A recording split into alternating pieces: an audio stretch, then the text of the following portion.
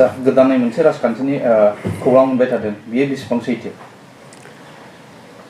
गोदान राजखान्थि गोजाम राजखान्थि होननायथ' जेबो थाया आइ आफा रायजो राजाखौ गारनानै रावबो राजखान्थि खालामनो हाया दा आइ आफा रायजो राजा लुबैनाय हास्थायनाय जेखौ हास्थायो जेखौ लुबैयो बेखौसो थांखि लानाया मोजां बेखायनो फैगौ समाव माखासे समनि उनाव गासिबो बाथ्राफोरखौ आङो गेबेङै रायजो राजानो नोंथांमोननि गेजेरजों आङो फोरमायगोन